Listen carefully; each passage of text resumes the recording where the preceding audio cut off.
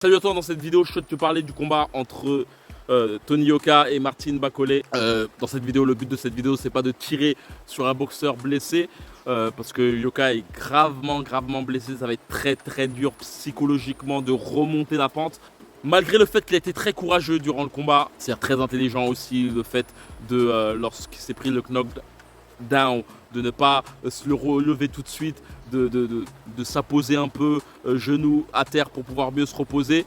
Néanmoins, à la fin du combat, il y a quelque chose qui m'a fait beaucoup tilter, c'est le fait que Bakole appelle Tony Yoka, viens vers moi, viens, et que Yoka est totalement désarmé face aux appels de Bakole. J'en parlais justement à un entraîneur, je parlais du fait que des boxeurs comme Vladimir Klitschko, eux aussi ont eu des grands coups, Mohamed Ali aussi, et sont parvenus par la suite à remonter la pente. Après c'est vrai qu'il en reste que Yoka n'a pas été champion, par exemple pour parler de Mohamed Ali qui a été battu par Joe Frazier. Avant ce combat il était il a été champion du monde contre Sonny Liston. Et après, en parlant justement de Mohamed Ali, je sais que c'est un peu un coup de gueule cette vidéo, dans le sens où il y a beaucoup d'irrespect envers Martin Bakole. C'est-à-dire que je regardais ce combat avec un pote, on parlait sur WhatsApp, parce que là actuellement je suis au Brésil, et il me montrait des screenshots de personnes qui insultaient Bakole en fait indirectement pour pouvoir insulter Yoka. Il disait que qu'il faisait face à un videur congolais qui le défonçait, un chauffeur poids lourd congolais. Et ça, c'est vraiment le côté footix que j'aime pas, le manque de respect des boxeurs, en sachant que Bakole a offert vraiment une belle prestation aux spectateurs. J'ai vraiment kiffé sa boxe, et il y a vraiment un point que je souhaite vraiment te mettre en avant, qu'il faut vraiment que tu mettes dans ta boxe. Et Bakole l'a montré clairement. Malgré le fait qu'il avait un bon point, il en reste que le bas du corps était vraiment sweet. C'est-à-dire qu'on peut voir justement Bakole presser justement Tony Yoka, avec justement toujours cette insistance sur le poids et ses appuis. Ça veut dire qu'il avait vraiment le contrôle du quel pied soutient mon poids pour frapper justement avec le point correspondant. Tu vois, d'où le fait que je te dis constamment d'être toujours sur l'un de tes deux points pour pouvoir frapper.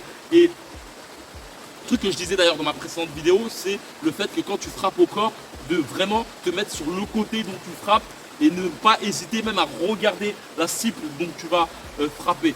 Et quelque chose qu'il a effectué avec perfection. Il y a un réel travail au niveau de ses appuis, frapper en bas, le fait de céder du poids de ton poids pour pouvoir frapper. Tu vois, là je ramène mon poids vers l'arrière et en même temps je ramène le poids sur la cible.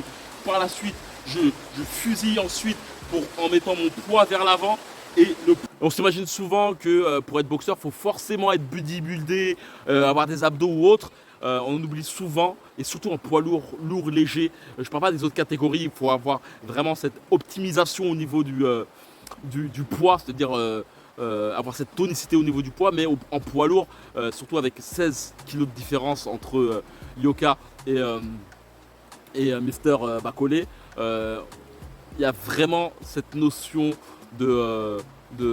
vraiment cette notion à mettre dans son crâne, c'est qu'il y a l'importance des appuis, l'importance de transmettre ton poids grâce à tes appuis et grâce au changement de transmission de poids sur tes deux appuis. Tu vois, là je vais vers l'avant, donc je mets tout mon poids sur ma jambe avant pour te cogner.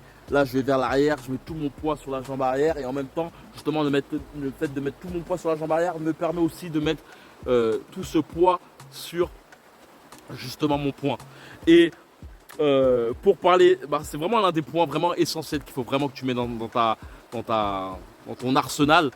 Après, pour parler du Yoka, techniquement parlant, en tout cas, il a eu un courage de ouf et résilience, même si le fait de mettre courage à la fin du combat, je pense, en tout cas pour lui, ça va certainement jouer psychologiquement, se dire que, surtout avec la détermination qu'il avait en amont, se dire qu'il pouvait faire face à des gars comme Wilder, à des gars comme, euh, comme Joshua. Après ça, ça va ça va jouer psychologiquement. En tout cas, force à lui pour la suite. Le fait que j'avais entendu dire qu'il était potentiellement amené à boxer à l'étranger, ça sera certainement un bon truc pour lui. Le fait de passer un peu à l'anonymat. Après, il a été beaucoup dargué sur Twitter en France, mais aussi à l'étranger. Il y a des boxeurs. Pour parler de l'embonpoint de Martin Bakole, on en oublie des boxeurs comme George Foreman qui est le plus vieux champion du monde poids lourd et qui avait un très bon embonpoint, qui est parvenu justement à battre justement un jeune boxeur plus athlétique, mais toujours comme je te dis avec ce côté où en boxe poids lourd, c'est vraiment le punch qui joue, c'est vraiment la transmission de ton poids sur tes points qui joue ta capacité à cogner. Et George Foreman justement avec cette frappe. Après pour Yoka pour la suite, j'ai bien aimé le discours de Fabrice Tosio qui a été très pragmatique. C'est-à-dire que il n'a pas voulu encenser Yoka, il n'a pas voulu non plus aller dans l'utopie. Franchement, c'est la première fois que je regarde un combat en direct sur Canal et je ne cache pas que Fabrice Tosio est un très bon commentateur. Et il a eu justement du mal à dire quelle sera la suite pour Yoka. Dans le sens où il parlait du poids, comment on va faire Yoka pour prendre un certain poids, parce qu'il faut certainement qu'il prenne un certain poids pour pouvoir avoir plus d'intensité dans ses coups, mais surtout d'avoir plus de maîtrise de son adversaire. Il y avait vraiment, on sentait une différence de poids, surtout dans les coups. Bakole ne sentait pas les coups, il avançait. Et clairement, on sentait que Bakole ne sentait pas les coups. Il avançait comme un camion, pour parler justement aux détracteurs, aux footix, parler de conducteurs de bus. Mais clairement, ouais, il avançait comme une armoire à glace. Et à l'opposé, lorsqu'il frappait justement Yoka, et ben, tu sentais justement l'intensité de ses coups. Donc il y a certainement ça à mettre en place. Et après, il y a certainement le style aussi. J'ai trouvé le style de Yoka très compact, même si justement durant son combat contre Duhaupas, je sentais que son style était vraiment intéressant. Mais il y a certainement le poids qui joue. Je parlais à un entraîneur qui me disait que ça va être très dur, que ça va être impossible pour Yoka de remonter la pente. Et je parlais justement de Vladimir Klitschko qui lui aussi a eu des débâcles avant de devenir justement champion du monde durant plus d'une décennie. Et justement à l'époque, Vladimir Klitschko avait changé littéralement sa boxe en ayant justement une boxe plus ouverte et surtout une plus grande utilité, une plus grosse utilisation de son bras avant pour justement mettre son adversaire vraiment à portée de main et loin de lui surtout. Très important aussi ton bras avant. Et aussi ce fameux Klitschko avait un bon bras arrière. C'était très académique, très simple. Pas beaucoup de personnes aimaient justement ce fameux style, mais néanmoins il restait qu'il était très efficace. Et en tout cas j'ai pu trouver que durant ce combat, Bakole lui avait une boxe très ouverte, c'est torse très ouvert, avec comme je dis le poids retransmis sur tes appuis pour bien frapper. Malgré son embonpoint, très light dans ses coups. Et à l'opposé, Yoka ayant une boxe très fermée malgré le fait qu'il soit plus grand que Bakole. Après, comme je dis, c'est très facile de parler. Après, il est très facile de parler. Je savais même pas si j'allais diffuser une genre de vidéo parce que globalement, Yoka a pris sévère physiquement parlant. Et le fait d'être entourdi, le fait aussi d'avoir le nez pété, etc., ça joue aussi par la suite pour les attaques. Très vaillant Yoka, très vaillant. Malgré le fait que clairement ce fut une masterclass de Bakole. Et en tout cas, grosse force pour Yoka. C'est très dur pour la suite. C'est aussi clairement aussi, je sais pas si tu connais, il y a un livre qui s'appelle Les 1001 visages. Et c'est le processus de l'héros clairement. Le héros qui va vers sa quête, qui est en déclin par la suite, un gros déclin.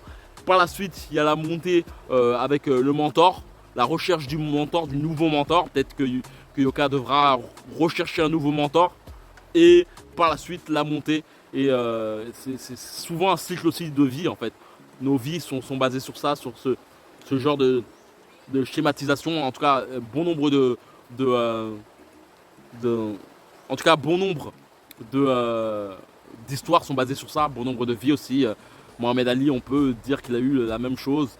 Le fait qu'il devienne champion du monde, par la suite le déclin, suite au fait qu'il ne souhaite pas aller comment dire, à la guerre du Vietnam, et par la suite encore le déclin à la suite de sa défaite contre Joe Frazier, et puis après la montée avec George Foreman, etc. etc.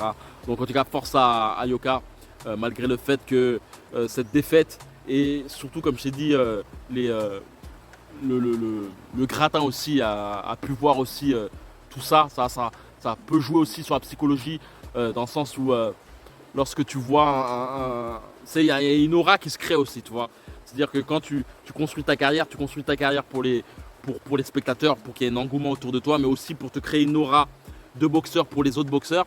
Donc voilà, je vais juste te dire ça avant de terminer cette vidéo. Dans la description en bas, il y a une formation que tu peux télécharger de 4 jours et qui te permettra aussi d'avoir plus de renseignements sur un camp d'entraînement qui aura lieu à Rio de Janeiro en octobre, fin octobre. Donc voilà, si tu souhaites y participer, si tu souhaites améliorer ta technique de boxe, que tu souhaites commencer la boxe pour ta self-défense ou pour de la compétition, faire ton premier combat ou autre, c'est dans le lien dans la description. Il suffit simplement de cliquer et on se retrouve dans les coulisses comme d'habitude.